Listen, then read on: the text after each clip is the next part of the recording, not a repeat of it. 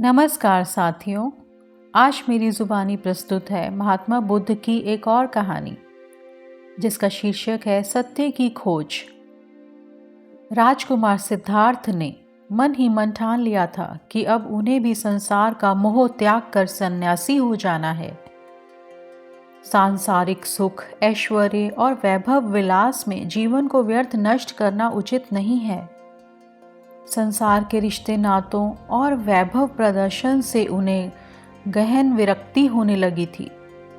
इसी विरक्ति ने उनके अंतर से संसार की प्रत्येक जड़ चेतन वस्तु व्यक्ति से मोह को निकाल कर बाहर किया। जब सिद्धार्थ नगर भ्रमण से महल में लौटे तो उन्हें शुभ समाचार मिला कि यशोधरा ने एक सुंदर पुत्र को जन्म दिया है। इसी उपलक्ष्य में सारे महल में मंगल गीत गाए जा रहे थे और महल को ही नहीं, राज्य भर को तरह तरह से सजाया जा रहा था। महाराज शुद्धोधन और महारानी प्रजावती की प्रसन्नता की कोई सीमा ना थी।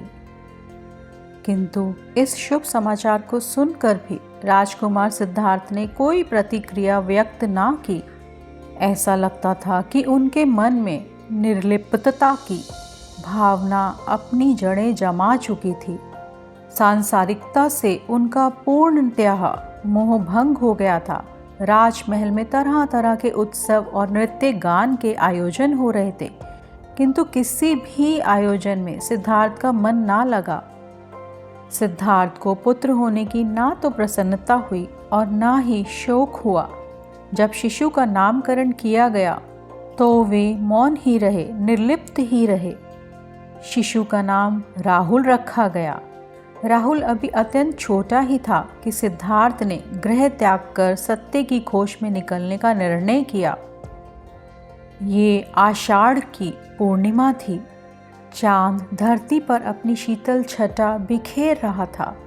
सिद्धार्थ ने अंतिम बार राहुल और यशोधरा की ओर देखा और राजमहल छोड़कर बाहर निकल आए। सिद्धार्थ ने अपने सेवक छंदक को निद्रा से जगाया और रथ तैयार करने को कहा। छंदक ने सोचा, संभवतः स्वामी इस समय भ्रमण करने की इच्छा रखते हैं। उसने तुरंत रथ तैयार किया। रथ में सवार होकर सिद्धार्थ ने छंदक को वन की ओर चलने को कहा। अनोमा नदी के निकट जंगल में जाकर सिद्धार्थ ने छंदक से रथ रोकने को कहा। रथ रुकते ही वे रथ से नीचे आ गए। सिद्धार्थ ने अपने सभी राजसी अलंकरण और वस्त्र उतार कर छंदक को सौंपे और उसे महल लौट जाने का आदेश दिया। सिद्धार्थ का आदेश सुनकर छंदक फूट फूट कर रोने लगा। राजकुमार, छंदक शोकाकुल स्वर में बोला, जब महाराज और महारानी आपके सन्यासी होने का समाचार सुनेंगे तो उनका हृदय ही फट जाएगा। वे इस दुख को कैसे सहन कर पाएंगे। छंदक, ये पूर्ण संसार ही दुखों का मेला है। संसार में रहकर केवल दुख ही पाया जा सकता है। यदि सुख पाना है तो ये संसार छोड़ना होगा। मैं सुख दुख की इस श्रृंखला को समाप्त करने के लिए ही गृह त्याग कर रहा हूँ। और फिर सिद्धार्थ ने कटार से अपनी रेशमी मुलायम केशों को काट डाला। छंदक को उन्होंने समझाते हुए कहा, छंदक, माता पिता को मेरा प्रणाम कहना और कहना कि संसार के दुखों कष्टों को समाप्त करके मुक्ति का मार्ग खोजने के लिए ही मैं गृह त्याग कर रहा हूँ। इसके बाद सिद्धार्थ ने छंदक को महल लौट जाने का आदेश दिया। सिद्धार्थ के आदेश पर छंदक शोक निमग्न हो राजकुमार को प्रणाम करके राजमहल की ओर लौट चला।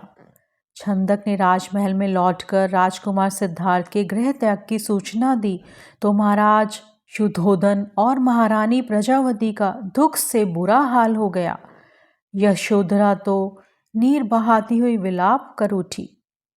राजा शुद्धोधन के मुख से निकला, आज विद्वान पंडितों और ज्योतिषियों की भविष्यवाणी सत्य हो गई। मेरा प्रिय पुत्र गृह त्याग कर लोक का कल्याण करने के लिए सन्यासी बनने को निकल पड़ा। उसे मेरे अनेकों प्रयास भी ना रोक पाए। यशोधरा ने अपने पति के राजसी अलंकरणों के त्याग की बात सुनकर अपने शरीर से भी सभी अलंकरण त्याग दिए।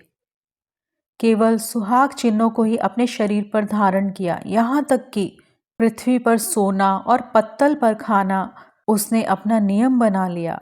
राजकुमार सिद्धार्थ के गृह त्याग से राजमहल में शोक का सन्नाटा छा गया।